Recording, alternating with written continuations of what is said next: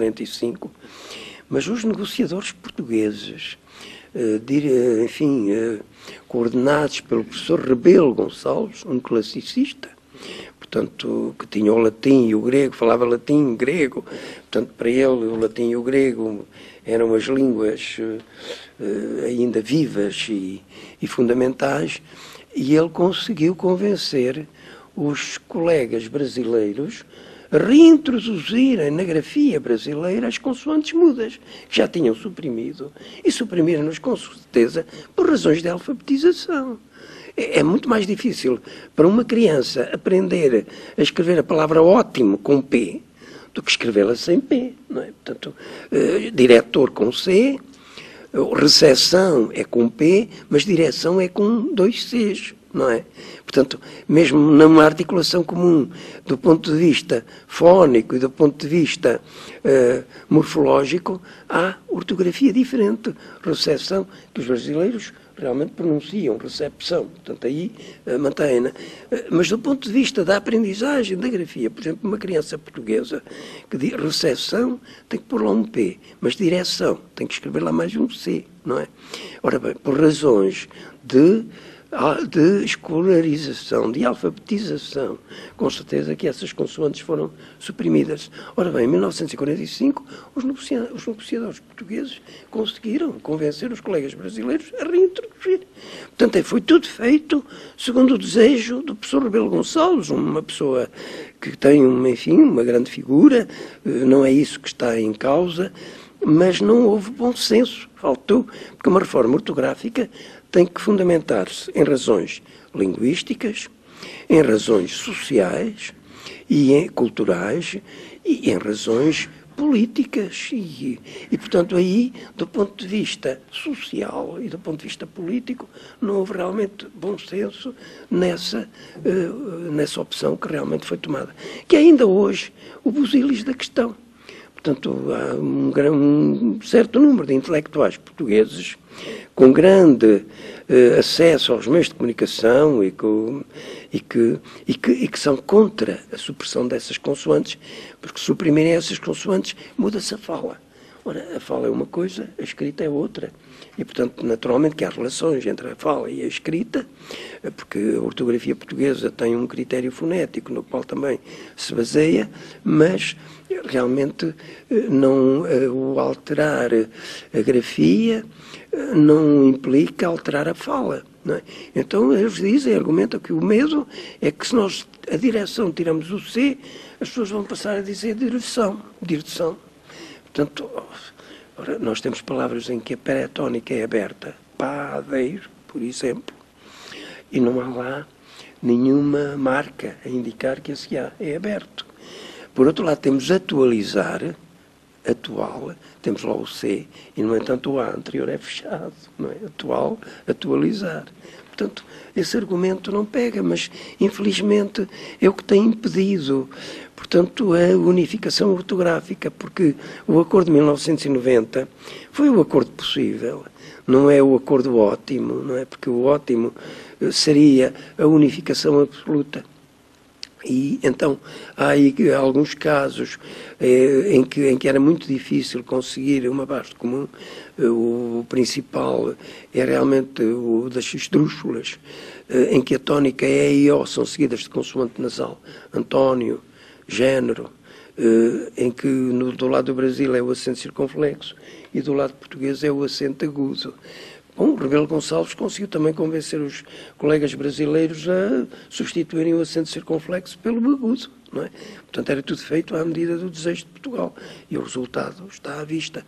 Ora, em 1986, numa primeira tentativa de acordo, enfim, que se realizou no Rio de Janeiro, do lado brasileiro, o professor António Weiss, muito empenhado neste processo, optámos por suprimir os acentos, que os nossos alunos das nossas escolas têm uma certa relutância em escrever, não é? E, portanto, aí tínhamos o argumento que a oralidade precede a escrita. E, portanto, a pessoa já sabe que António, o acento está na penúltima, até discutimos se as duas vogais finais não constituem, de certo modo, um ditongo crescente, não é? Portanto, António, sabem perfeitamente que o acento está aí, não é? E, portanto, a abertura já faz parte da fala, das diferenças que há entre os falares, os dialetos. Mas, portanto, esse acordo celebrado em 86 não conseguimos levá-lo por diante, enfim, motivou uma reação tão intensa do lado de Portugal, esses intelectuais, fundamentalmente, que se insurgiram contra o acordo, depois vieram com outros argumentos. Pois muito bem, para as palavras de uso comum que já conhecemos, o acento não faz falta. Mas para as palavras que se aprendem através da escrita, e nomeadamente do ponto de vista da aprendizagem da língua como língua estrangeira, para um estrangeiro que encontra a palavra escrita e o facto de lá ter o acento ajuda a fixar a imagem fónica e a imagem gráfica da palavra. Portanto, agora, fundamentalmente o que falta é vontade política. Não há vontade política em Portugal, não tem havido vontade política em Portugal para levar o acordo por diante. Porque é um medo estúpido, não é? Incompreensível, de que, através do acordo ortográfico, o Brasil nos conquista a África, não é? Como se nós fôssemos donos da África, ou através de um acordo ortográfico se conquistasse alguma coisa. Mas há essa preocupação de que através da reforma ortográfica, a variante brasileira do português se alargará à África. Ora, uma coisa é a escrita, outra coisa é a fala. E do ponto de vista da oralidade, até nos portugueses que se fala nos países africanos lusófonos, tem em muitos deles características mais semelhantes ao português que se fala no Brasil do que por vezes ao português que se fala em Portugal. Mas a razão fundamental é esta, não tem havido vontade política. E agora o Brasil, que aí o professor Anil Bechara poderá dizer melhor, que se propõe a aplicar o acordo já no próximo ano, não é? Em 2008. Portugal irá depois a reboque, estou absolutamente convencido. Ora, era preferível que não fosse a reboque, não é? Que fosse adiante, para a frente. Muito obrigado, eu já me alonguei demasiado sobre esta questão. E não sei se respondi inteiramente à questão que era levantada. A respeito da ortografia, eu acredito que se nós não mudarmos as bases científicas de uma ortografia, jamais chegaremos a um acordo. Porque em 1911, e já antes, Gonçalves Viana e Vasconcelos de Abreu, em 1885, 86, já tinham trabalhado no sentido de uma alteração, de uma mudança ortográfica. Tanto em 1885, 86, como em 1911, nós tínhamos uma realidade educacional, cultural, diferente de hoje.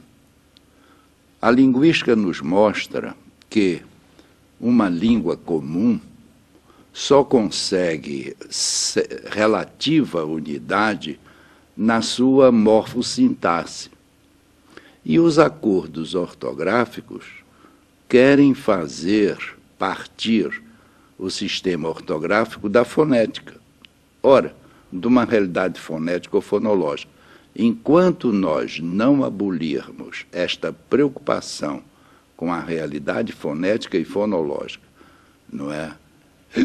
Nós não chegaremos a um acordo. Nós vimos, pela informação do nosso querido professor Malaca Castelheiro, a grita que houve porque o dicionário da academia registrou a pronúncia lusitana e não registrou a realidade de outra pronúncia corrente em Portugal, pelo menos uma pronúncia, acredito, coimbrã, de modo que enquanto os ortógrafos ficarem fixados na ortografia, fixados no elemento fonético-fonológico, jamais poderemos chegar a um acordo. Se nós compararmos uma primeira edição de Machado de Assis, por exemplo, 1886, 1900, não é? Com a mesma página de Machado de Assis hoje, nós vamos ver que o número de acentos no texto impresso hoje é muito maior, às vezes chega a 4 vezes mais os acentos usados na primeira edição ou numa edição de 1896 ou de 1900. E acontece que esse texto, com uma economia de acentos, era entendido pelas pessoas. E quando a pessoa tinha dificuldade, a pessoa procurava um dicionário. O dicionário foi feito para ser consultado. Quando nós lemos inglês, ou quando nós lemos alemão, e temos uma dificuldade... No alemão já não digo tanto, porque tem uma ortografia muito próxima da realidade fonética, não é? E fonológica. Mas o caso do inglês, nós nunca sabemos qual será a pronúncia daquela palavra se a vemos pela primeira vez.